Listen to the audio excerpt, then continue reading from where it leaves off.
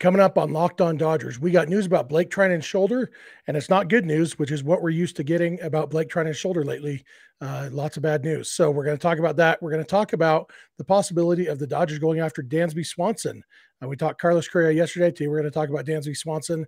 And then finally, we're going to give you our predictions for what's going to happen today, Thursday, regarding Justin Turner, Clayton Kershaw, and Tyler Anderson. So that's what's on tap. So let's get Locked On Dodgers. You are Locked On Dodgers, your daily Los Angeles Dodgers podcast. Part of the Locked On Podcast Network, your team every day.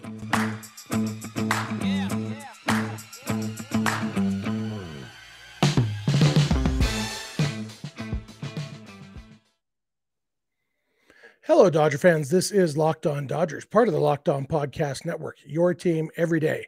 Thank you for making Locked On Dodgers your first listen every weekday morning. Remember, this show is free and available on all podcast platforms and on YouTube simply by searching for Locked On Dodgers. Or even better, go ahead and subscribe wherever you're watching or listening right now, and then you'll never miss a day because you know we're not going to. If this is your first time with us, I am Jeff Snyder. That guy next to me is Vince Samperio. Vince and I are both lifelong Dodger fans, just like you are. We've also both spent time covering the Dodgers in the press box and the locker room, so we're not quite insiders, but we bring you the smart fans perspective on our boys in blue every weekday morning. And we generally end every episode by saying you don't have to agree, you just have to listen. And yesterday's episode kind of exemplified that because a lot of you listened and a lot of you did not agree. And I feel like, I don't know, Vince, just let's follow the Carlos Correa talk just a little bit. I felt like during our conversation, you were more on board with Correa than I was. Did you feel like that? Yeah. I feel like I took some of the. Yeah, I feel like I took some of your heat in those comments. You know, people blaming me for a lot of stuff. I thought I was pretty wishy-washy, which is my standard MO on this podcast. You know, I try not to take too many hard positions on anything ever. But yeah, there are a lot of Dodger fans, which is what one of the main points we made was a lot of Dodger fans would have a really hard time with the Dodgers signing Carlos Correa. And boy, did we hear about it in the comments, and we love it. You know, we really do appreciate you guys listening. We mean it when we say you don't have to agree. You just have to listen. Our goal here is to give you information, give you our takes. But one of the best things about being a baseball fan and being a Dodger fan is having differences of opinion and still knowing, well, at least we're not Giants fans or even worse, football fans or something. We're Dodger fans. So, you know, we're already a leg up on everybody, even if we don't agree with each other on everything. Yeah, and I was, surprised because last night when I posted the stuff on Correa on Twitter, it was, the replies were more positive in Correa's light, while the answers were, kind of split between everything, between wouldn't watch, wouldn't root, kind of being one category, and then would not care, and then would have to wait to see how he does. And then as the day progressed on Tuesday, it was more and more, no Correa, I don't want Correa. I'd stop watching, like people having harder stances. So I guess more of those people were asleep last night and then happened to see this stuff this morning. But yeah, whatever the case, I mean, like I said, I still feel that at this point I want the Dodgers to win, and Correa he did cheat on the baseball field, but in actual life, he hasn't done anything, I guess. So I can learn to accept it, as long as they win. Yeah. Wouldn't the worst thing ever, though, be the Dodgers signing Carlos Correa and then getting bounced in the NLDS with Carlos Correa going 0 for 18 with 16 strikeouts? Yeah. It would be pretty bad. Yeah. Hopefully that won't happen one way or the other. So yeah, I mean, it happened to Altuve. He went 0 for whatever, and then they still ended up winning. So yeah. Oh, did the Astros win? I had missed that. I don't know.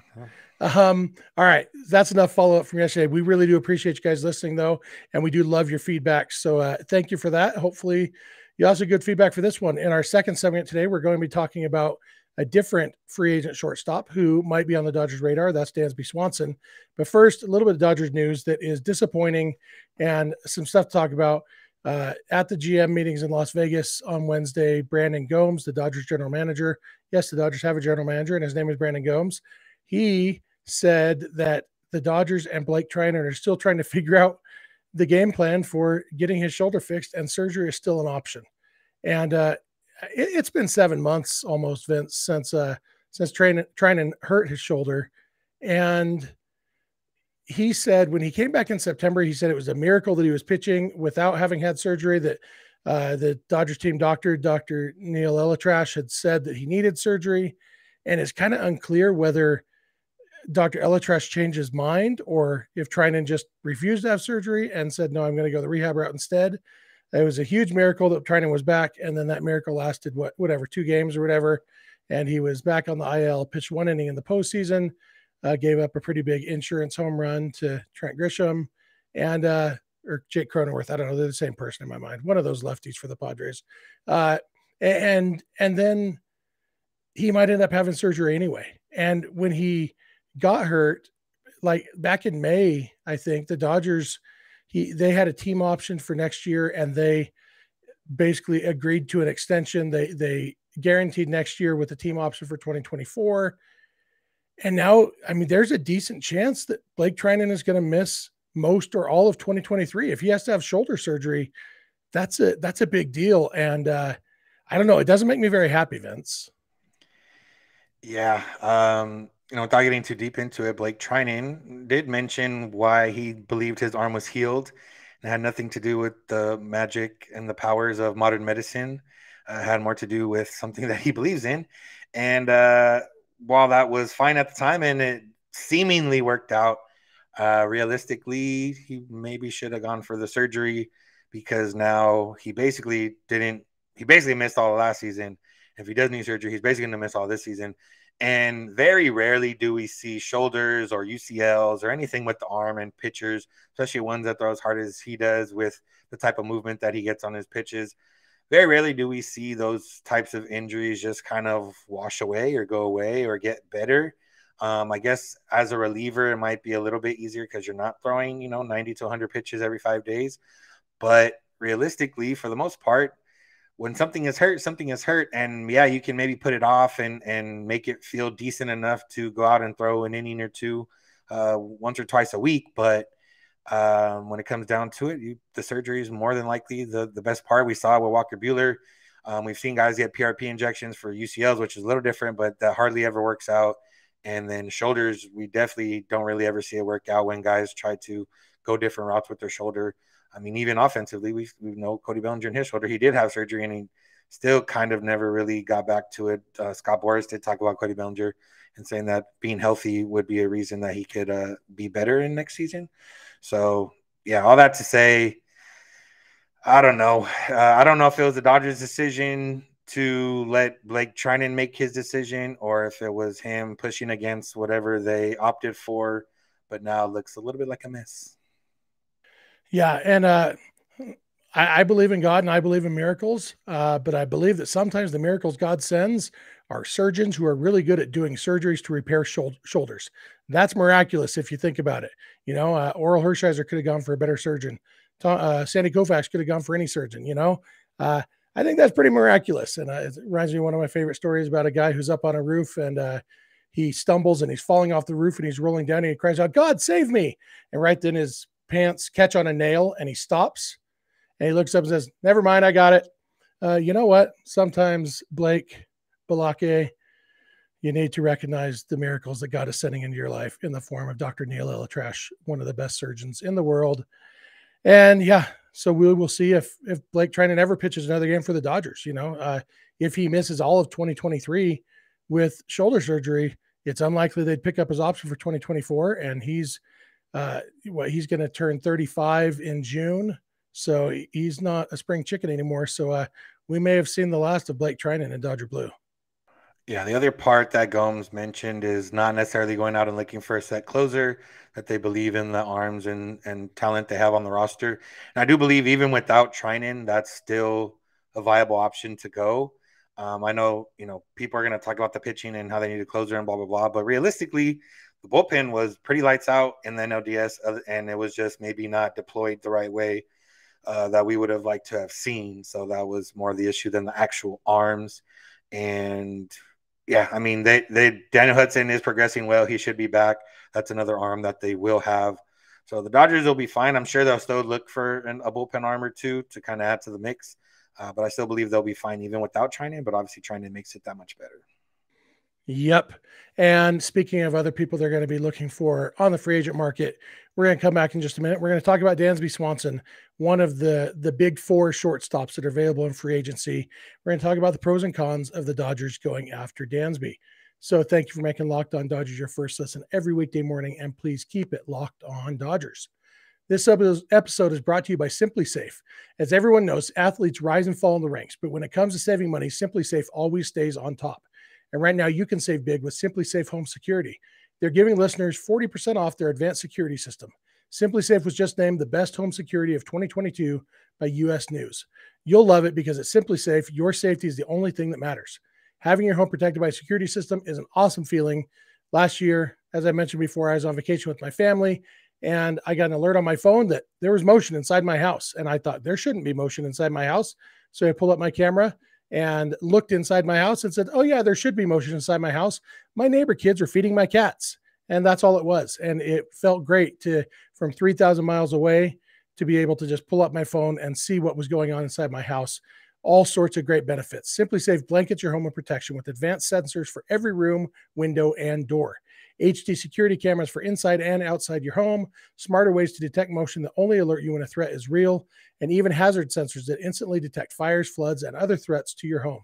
24/7 professional monitoring costs under $1 a day. That's less than half the cost of ADT's traditional professional installed plans. Don't miss this chance to save big when you protect your home with the best. Get 40% off your order when you visit simplisafe.com/lockedonmlb today. Customize the perfect system for your home in just a few minutes. That's simplisafe.com/lockedonmlb. Go today. There's no safe like SimpliSafe. All right, Vince, we are back, and we want to thank our listeners again for making Locked On Dodgers your first listen. When you're done with this, for your second listen, check out the Locked On Sports Today podcast. From the games that matter the most to the biggest stories in sports, go beyond the scoreboard and behind the scenes with local experts and insights only Locked On can provide. Locked On Sports Today, available on this app, YouTube, and wherever you get podcasts. And our next topic is Dansby Swanson. You know, we know the Dodgers are going to have a starting shortstop next year. Even in 2013, they had Justin Sellers on opening day. Not for very long, but the Dodgers are going to have a shortstop. We just don't know who it's going to be. And we talked yesterday about the possibility of it being Gavin Lux, and we talked about the possibility of Carlos Correa. Today, we're going to talk about one of the other big free agents. You know, there's really the big four. There's Trey Turner, Carlos Correa, Xander Bogaerts, and Dansby Swanson. And we're going to talk about Swanson today. I imagine we'll talk about Bogaerts at some point soon because, you know, we've talked plenty about Trey Turner, and so we might as well cover the big four and the pros and cons. Dansby Swanson, the reason we're going with him today is because John Heyman wrote an article for the New York Post saying that the Dodgers like Carlos Correa, but they're not sure simply because of his past, not sure if that would work out. And then he talks about Trey Turner, but they think, you know, some people still think Trey Turner is going to want to go to the East Coast. And he says that could possibly leave Dansby Swanson as their best option. Though the belief around the game is that Swanson, like his famous former Braves teammate Freddie Freeman, might prefer to stay home in Atlanta. Word is the Braves made an opening offer of about $100 million over 6 years to Swanson, which seems light. Sources suggest he did counter that offer, leading folks to believe he would indeed like to stay home in Atlanta, but the Dodgers seem to view him as a very viable and interesting option in light of the issues with Correa and Turner. So it's when I heard 6 years, $100 million, I thought, man, those Braves have gotten spoiled by some of these contracts they've gotten people to sign. They're not going to get a free agent shortstop to sign a deal that's that team friendly. I know Dansby Swanson grew up a great Braves fan, loves being a Brave. He's not going to sign for anywhere near 6 years and $100 million. Yeah, I mean that's like the qualifying offer, or that's less than the qualifying offer and average annual value. So that's not going to happen for the Dodgers. And for me, you know, Dansby Swanson had a really good year last year, his best year of his career. You know, happened to luckily for him coincide with the contract year. He was second in FWAR among all shortstops last year, right ahead of Trey Turner and Xander Bogaerts, right behind Francisco Lindor. He's a little bit lower on, you know, baseball reference WAR, but he still had a pretty solid season, 5.7, All-Star, Gold Glove, all the good stuff. But for me, he's still a step down from Trey Turner or Carlos Correa or Xander Bogaerts. He's just, I feel like he's tier 1, but he's number 4 in tier 1, which is good and bad. And I think the biggest thing for me with Dansby is if you're going to go after him, you're going to save money, obviously, compared to the other guys. And I would like to see them do something with that other money that in theory would have been earmarked for one of these other shortstops. So if it's like Dansby Swanson and you sign like Carlos Rodon or someone, or you bring in a starting pitcher in order to, and maybe extend them if it's somebody that's close to end of their deal, then it makes more sense. But for me, if the Dodgers end up with Dansby Swanson and the other guys go for reasonable deals, I feel like it's a step down from what they could have done. Yeah, and I think that's probably right. You look at Swanson, and if he could play as well as he did in 2022, if that's the real Dansby Swanson, he would be worth going after. But even that version, there's some concerns. His strikeout rate, he struck out 182 times in 2022. That's even more than Chris Taylor. Now, he had more plate appearances than Chris Taylor. Strikeout rate was lower, but his strikeout rate was higher than Cody Bellinger's. It was 26.2%. And that's it's a concern. And obviously if you look at postseason performance, which is a big deal to a lot of Dodger fans, and maybe the only deal, I don't personally believe that postseason performance ability is a different skill. But one thing that does sometimes get exploited in the postseason when you're facing better pitchers is the swing and miss. And we've seen that with Swanson a little bit in his last, basically his career postseason OPS is 721, 248 batting average, and 45 strikeouts in 148 plate appearances, which is, if you go out across a full season, that's roughly 230 strikeouts. That is a huge strikeout rate in the postseason. It's almost double his regular season strikeout rate. And so when we're talking about guys who we want to fill a role and dominate in the postseason, now he could turn it on, and maybe there's things the Dodgers could do with him to help improve his contact rate. That doesn't necessarily seem to be one of the main skill sets of the Dodgers hitting coaches. But every hitter is different. So maybe it is something they could work on with him. But yeah, it's just like, I feel like he's coming off a career year. You're paying for that career year, and even that career year has some pretty decent sized red flags. So I feel like, if he would come to the Dodgers for the 6 years, 100 million, I'd be on board with that. But yeah, it's, I don't know. Nothing about Dansby Swanson really excites me very much. We know that he's friends with Freddie Freeman. He's friends with Walker Buehler. I think he'd like it on the Dodgers, even being far away from home. But yeah, the defense is obviously exciting. He's very, very good defensively. And maybe that's good enough. I guess that would be the argument in favor is sign him for the defense, bat him 8th, and don't worry too much about the strikeouts. Take any offense as kind of a bonus, but I don't think that's the kind of contract he's going to be signing. Yeah, definitely not. And, realistically, he's going to be at least over 150 mil. And then it, depends how many years you're getting in the AAV. And, we've said many a times on here, the Dodgers can afford to pay and kind of do whatever they want, but it's also, realistically business and being smart about it. And yeah, they could offer him 6 years, 200 mil right away and, sign him right off the bat. But is anybody else offering him that?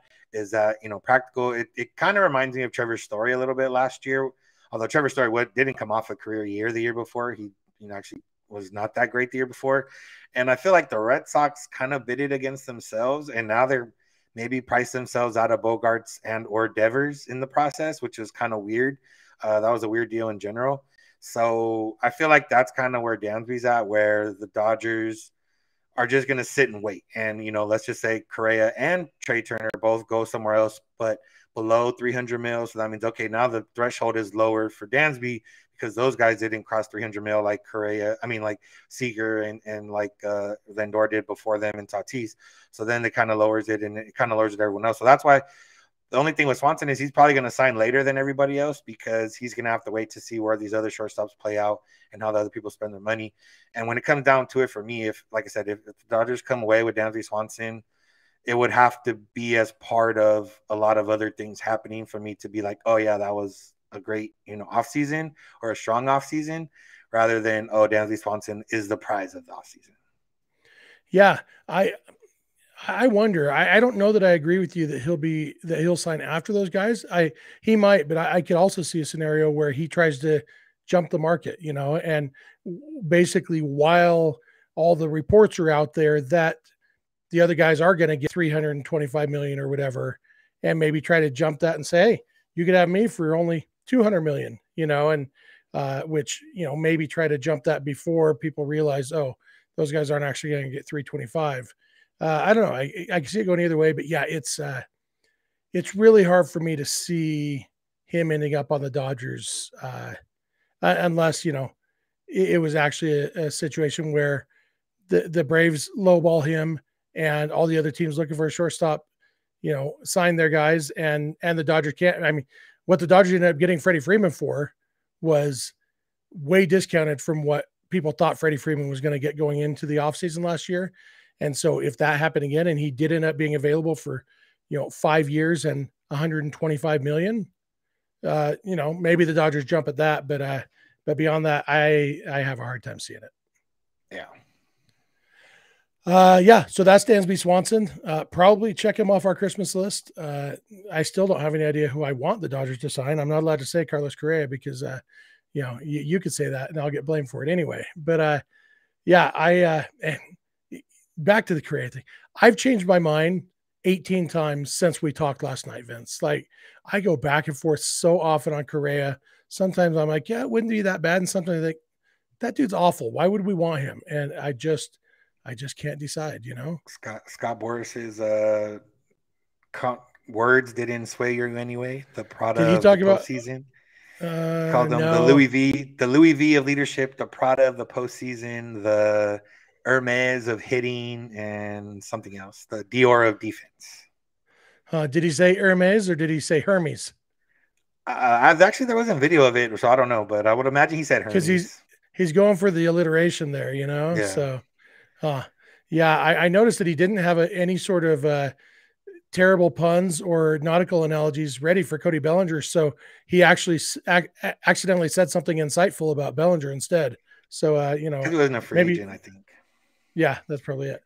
All right. So we're going to come back in a minute. We're going to give you our predictions for what is going to happen on Thursday. Thursday is a big day because it is the deadline for exercising options and making qualifying offers. And so we are going to tell you what we think is going to happen with the Dodgers regarding that. I want to thank you again for making Locked On Dodgers your first listen every day. And please keep it Locked On Dodgers. And we are back for one last segment. Vince, today, November 10th, is a big day. It is the day that free agency really starts. Free agency started on Sunday, but there's a 5-day or 4 or 5 day window where players can't talk contract terms with any team other than the team they're currently on or were most recently on. And so Trey Turner's been a free agent, but he hasn't been able to talk contract terms with anybody except the Dodgers. Same for Clayton Kershaw and whoever else. And now that on Thursday, it really opens up. They can talk terms with any team, and it's the deadline for teams to extend qualifying offers. This year's qualifying offer is 1 year, $19.65 million. Quick explanation of the qualifying offer. Basically, if you make a guy a qualifying offer, he has 3 options. Either he accepts the qualifying offer and he's under contract for the next year for 1 year, $19.65 million, or he declines the contract offer and signs somewhere else, in which case, in the case of the Dodgers would get a supplemental draft pick after the 4th round of next year's draft if they lose a guy in free agency who they had given the qualifying offer to. And the third option is he declines the qualifying offer but ends up coming back to the Dodgers anyway, in which case really the only practical effect of having received a qualifying offer is that he's not eligible to ever get another qualifying offer, because one of the things about the qualifying offer is you can only receive one once in your career. And that's because it does drive down free agency, because the team signing a player has draft penalties for signing a player who had declined a qualifying offer, et cetera, et cetera. And so it makes it harder for a guy to find a job. And that's why last year the Dodgers one of the reasons the Dodgers didn't extend a qualifying offer to Clayton Kershaw, they didn't want to put pressure on him in that way. They wanted him to make his decision, whatever is best for his family, and they would live with it. But another thing about last year is Kershaw, at the time that they had to make the decision, was still recovering from an elbow injury. And, he was unsure about the future of his career, let alone where he wanted to play. He wasn't even sure if he would play in 2022. And so the Dodgers didn't want to put him, because the players they only have a week or two to accept or decline the qualifying offer. And that becomes, they didn't want to put that pressure on Kershaw. There's not that same injury risk. So there's three guys to talk about here. Kershaw and Tyler Anderson are both candidates to receive a qualifying offer. Justin Turner, they have the option that they have to decide whether they're exercising the option. So let's talk first, Kershaw qualifying offer. Vince, do you think the Dodgers give Kershaw a qualifying offer? No, I don't think they offered it to him. Realistically, it's them or the Rangers. Even with Bruce Bochy being at the Rangers, I don't think that they have enough talent over there to make him want to go over there. So I think he's going to ultimately resign with the Dodgers. And honestly, they might offer to him knowing that he's going to take it and just make that the deal that they're going to have for next season, because he's, like you said, he's not injured. And at this point, he probably knows what he wants to do. And I'm pretty sure he wants to come back at least one more year. Yeah. And if they do offer it to him, then they can't next year. And so maybe that's a win-win for both sides. If he tells them, hey, if you offer me this, I'm going to accept it. So let's go ahead and do that. Maybe that's the approach they take. The one reason I could see them maybe offering it to him other than that would be, we talked a week or two ago about the idea of putting a little gentle pressure on Kershaw to say, hey, we need your answer a little bit quicker this year than we got last year. And maybe the qualifying offer is that little gentle pressure. They don't want to pressure him too hard, but they do want to pressure him just enough. So then you got Tyler Anderson. What do you think? Qualifying offer for Tyler Anderson or no? Definitely. It's either he comes back at 19 mil and you're happy, he mulls it over and you get to sign him to probably less AAV for 2 or 3 years, or he leaves and you get something for him for a guy you paid 8 mil last year. So it's kind of a win-win situation for the Dodgers to offer it. John Heyman did report indications are that they are going to offer it to him, but realistically that was probably going to be the case anyways. Yeah, I did see, I think it was on The Athletic, a prediction that predicted 3 years and $54 million for Tyler Anderson, which is $18 million a year.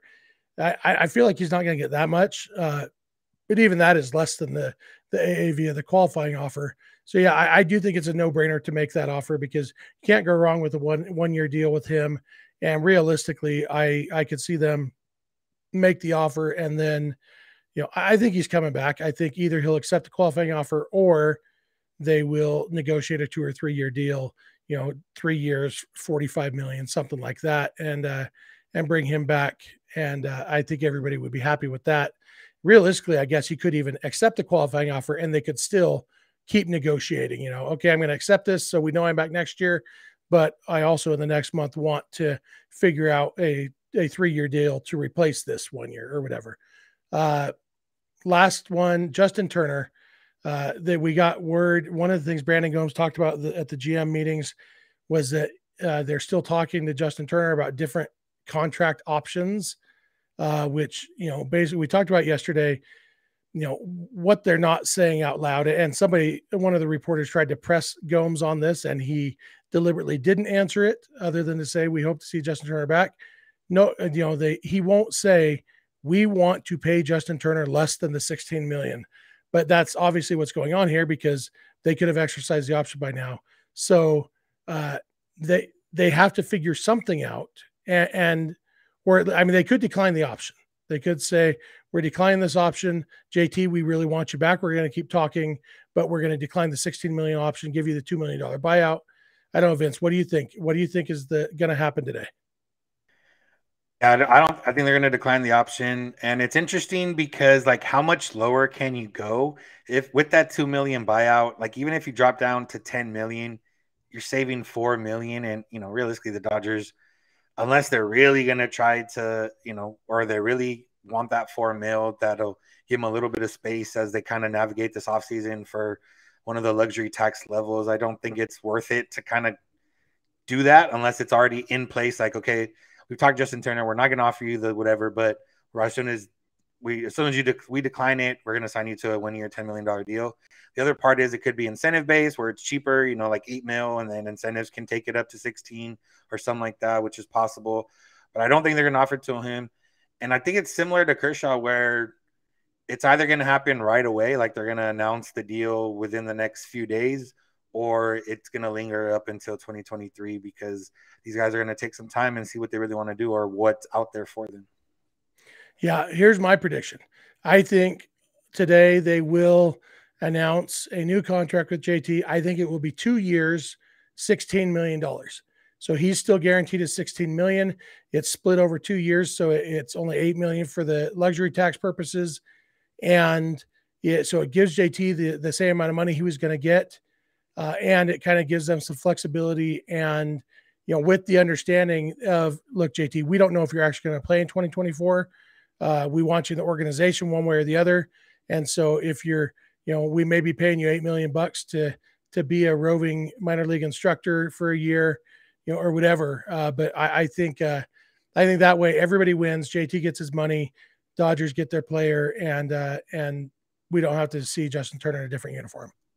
Yeah, I'm down for that. Well, good. All right, we agreed. So call up Andrew Friedman and Brandon Gomes and let them know. I think that does it for us today, right, Vince? Yep, that's it. That's all we got. Thank you all for watching. Listen, we really do appreciate it. We'd love to hear your thoughts in the YouTube comments if you're watching there, over on social media. If you're just listening on the podcast, don't tweet at us while you're driving. That's a bad idea. Cops frown on that, and so does safety and all that. So thank you for making Locked On Dodgers your first listen every weekday morning. Remember, for your second listen, check out Locked On Sports Today. It's got all the stuff about all the games that matter. Gives you your whole rundown on everything that's going on in sports that you need to know about in about a half hour, even a little bit less. I think they even make it a little bit shorter than this podcast. So check that out. It's available everywhere you get podcasts. If you're not watching or listening to Locked On Dodgers every weekday morning, we'd love if you had 1 or 2 days a monthly rotation. If you have friends and family who love the Dodgers like you do, please tell them about the show. You can follow us on Instagram and on Twitter at Locked On Dodgers. Vince is on Twitter at Vince Samperio. I am on Twitter at Snydog, and the DMs are open in all of those places. Our email address is lockedondodgers@gmail.com. And our phone number for voicemails or text messages is 323-863-LOCK, 5625. We are here every weekday morning, and we hope you'll be here with us. When you get in your car or sit on your couch, tell your smart device to play podcast Locked On Dodgers. And remember, you don't have to agree. You just have to listen. We'll talk to you tomorrow. Have a good one.